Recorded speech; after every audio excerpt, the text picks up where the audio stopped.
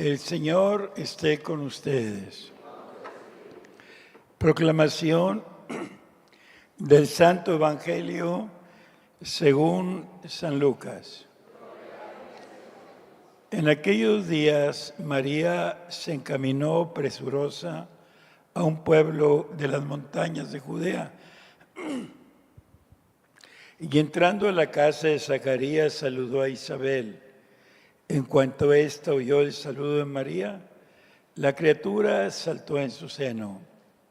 Entonces Isabel quedó llena del Espíritu Santo y levantando la voz exclamó: Bendita tú entre las mujeres y bendito el fruto de tu vientre. ¿Quién soy yo para que la madre de mi Señor venga a verme? Apenas llegó tu saludo a mis oídos, el niño saltó de gozo en mi seno.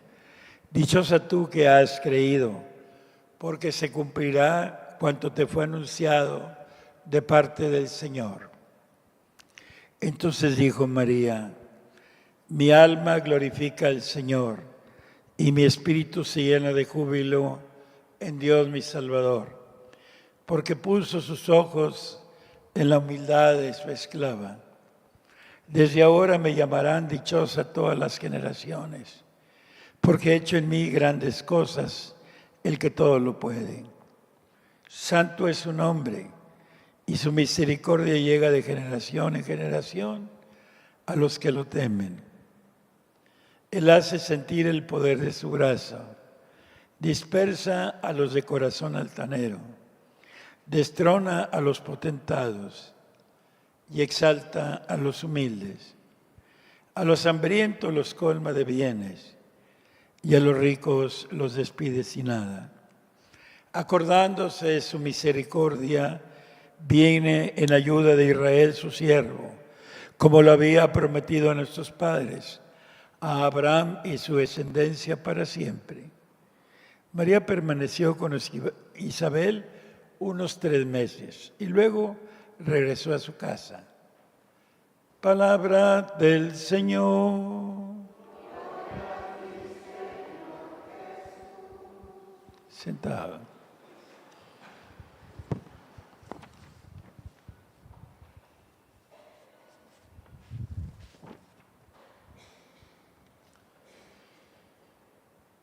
Pues hoy la iglesia se llena de alegría y también en el cielo los ángeles, como dice previo, María fue llevada al cielo y todos los ángeles se alegran.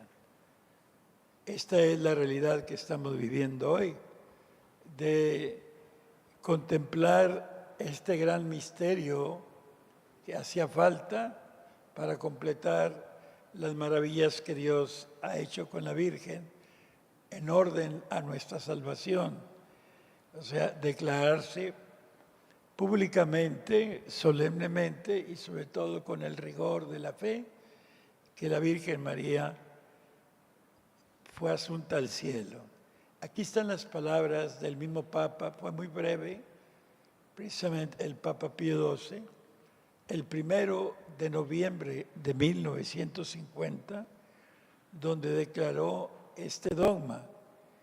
Dice: después de elevar a Dios muchas y reiteradas preces y de invocar la luz del Espíritu de la verdad, para gloria de Dios omnipotente, que otorgó a la Virgen María su peculiar benevolencia, para honor de su Hijo, Rey inmortal de los siglos y vencedor del pecado y de la muerte, para aumentar la gloria de la misma augusta Madre y para gozo y alegría de toda la Iglesia, con la autoridad de nuestro Señor Jesucristo, de los bienaventurados apóstoles Pedro y Pablo, y con la nuestra pronunciamos, declaramos y definimos ser dogma divinamente revelado que la Inmaculada Madre de Dios y siempre Virgen María, terminado el curso de su vida terrenal, fue asunta en cuerpo y alma a la gloria del cielo.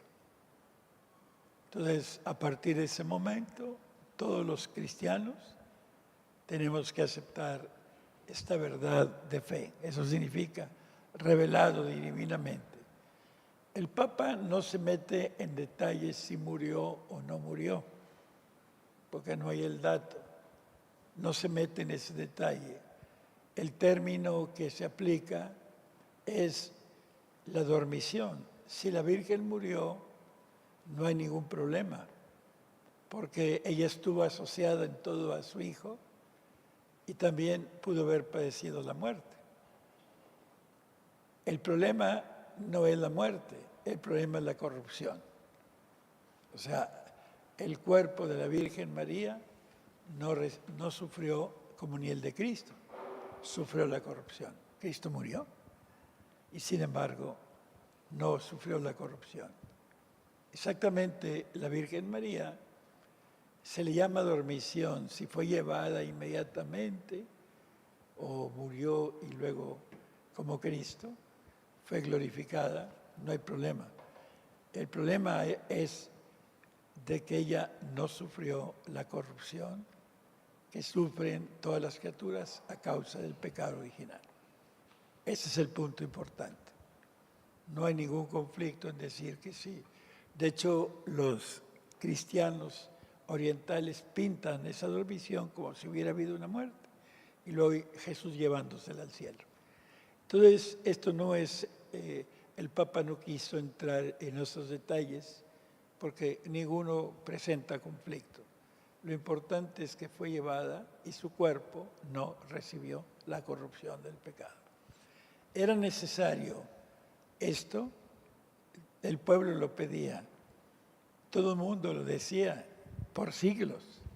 O sea, la Virgen fue honrada así, por siglos. Desde los santos padres ya hablaban de esto, de que la Virgen María fue llevada al cielo, incorrupta. Sin embargo, siempre hubo, vean cómo la Iglesia obra siempre con mucha delicadeza. Tardaron casi 20 siglos. Hasta precisamente 1950, el Papa Pío XII declara, pero esto estaba presente desde los primeros siglos, desde el siglo II en la fe de la Iglesia, que la Virgen había sido llevada. Pero esta es la prudencia que mucha gente no entiende. Que allá hubo una aparición a la hora de que ya vamos, pues no es así. Así la Iglesia no obra, ¿eh? Fíjense con este dogma cómo llevó mucha prudencia. Y hubo la paciencia histórica de toda la Iglesia para esperar su declaración.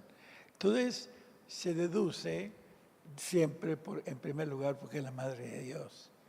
Si la Virgen María, en su vientre purísimo, formó el cuerpo incorruptible de Cristo, porque de ella tomó naturaleza humana.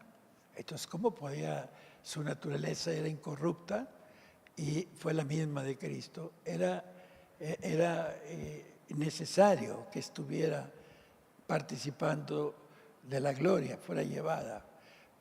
Y también en su virginidad, la virginidad de María revela también otra condición de dignidad que debería estar. El Papa Juan Pablo II añadió algo muy interesante, la dignidad de la mujer. Fíjense cómo él le pregunta, o sea, como que si nomás estuviera en la gloria lo masculino, el Papa dice, no, tenía que estar la mujer también en la gloria. O sea, porque la creación comenzó en lo masculino y lo femenino.